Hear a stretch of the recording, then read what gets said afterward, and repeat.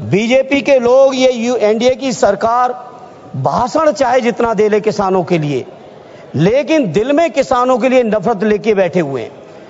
अगर नफरत लिए न बैठे होते तो इतने बड़े बजट में किसानों के लिए बजट में कटौती क्यों की जाती? अध्यक्ष जी, राष्ट्रपिता महात्मा गांधी जी कहते थे कि भारत की आत्मा गांव में बसती है, और भारत की आत्मा जब गांव में बसती है तो गांव की तरक्की और खुशहाली के बिना देश की तरक्की संभव नहीं है। श्रद्धेय नेताजी ने हमेशा कहा कि भारत की तरक्की और विकास का रास्ता अगर कहीं से निकलता है तो खेतों और खलिहानों से निकलता है। अर्थव्यवस्था के बहुत बड़े बड़े विद्वान इस सदन में मौजूद हैं। श्रद्धेय नेताजी ने हमेशा कहा कि अगर देश की अर्थव्यवस्था को दुरुस्त करना है तो किसानों को आप संपन्न कर देंगे तो बाजारों की भी वैल्यू बढ़ जाएगी, लोगों की परचेजिंग पावर भी बढ़ेगी और देश की अर्थव्यवस्था भी बढ़ेगी।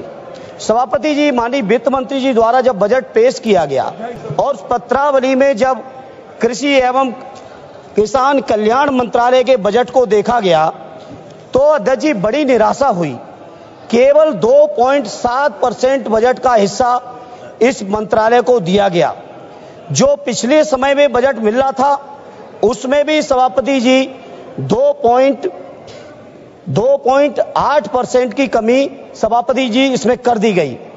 इसलिए मैं समझता हूं 14 का वादा है आपके चुनावी घोषणा पत्र का मंत्री जी, और 14 से आज 25 आ गई है। अभी तक एक बार भी सरकार का ये संकल्प 12वां बजट पेश हो गया है। 11 साल आपने पूरे कर दिए।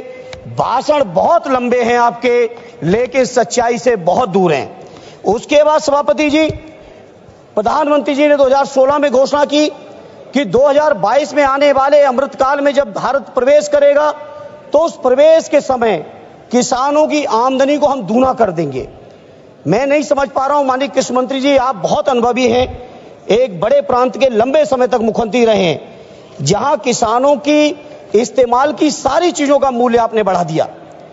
आपने खाद का दाम लगातार बढ़ाया, बिजली में आपने कोई सब्सिडी दी नहीं, कीटनाशकों का दाम बढ़ा दिया गया, किसान के इस्तेमाल के डीजल के दाम बढ़ गए, ट्रैक्टर थ्रेसर से लेके जितने भी आपके चीजें इस्तेमाल होती हैं खेती किसानी में, सारी चीजों का दाम बढ़ा दिया। लेकिन किसानों को कहीं समर्थन मूल्य देने की आपने जरूरत नहीं समझी।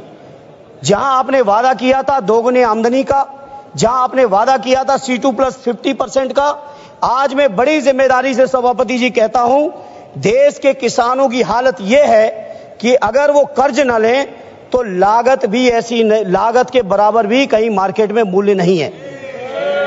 स्वामीनाथन जी ने कहा था कि किसानों की आमदनी बढ़ानी है तो 43,000 मंडियों की देश में जरूरत है, लेकिन उन मंडियों की अभी देश के अंदर केवल स्थिति है 7,000 की।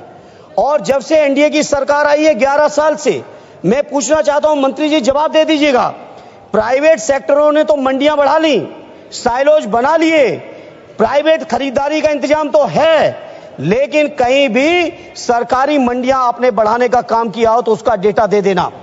उत्तर प्रदेश के अंदर आदरणीय अखिलेश यादव जी ने मुख्यमंत्री रहते हुए विशेषकर बुंदेलखंड से लेकर उत्तर प्रदेश के विभिन्न इलाकों में सैकड़ों मंडियां बढ़ाई थी, उन मंडियों को नहीं बढ़ाया।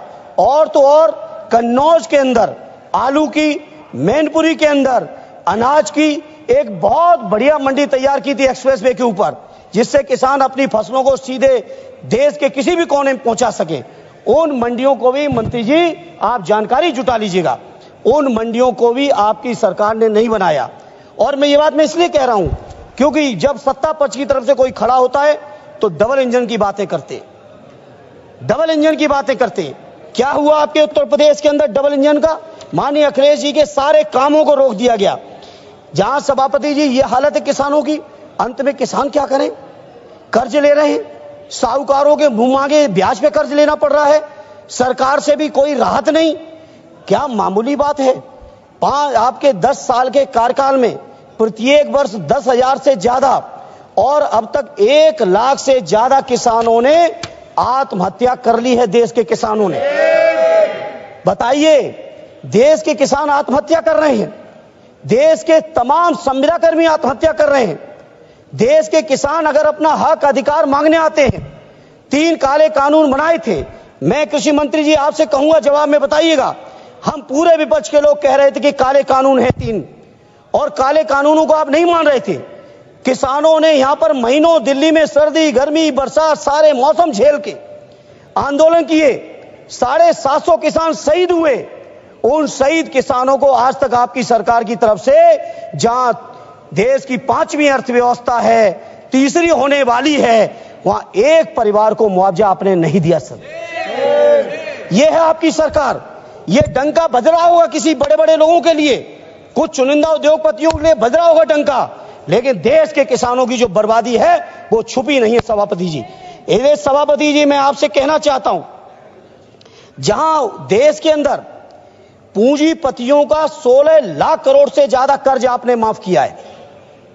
16 लाख करोड़ से ज्यादा देश की बैंकों ने पूंजीपतियों का, बड़े बड़े पूंजीपतियों का, जिसमें चुनिंदा होंगे, हम किसी का नाम नहीं कोट करेंगे, पूरा देश जानता है, लेकिन किसानों के कर्ज की माफी की बात आती है तो सरकार एकदम चुप बैठ जाती है।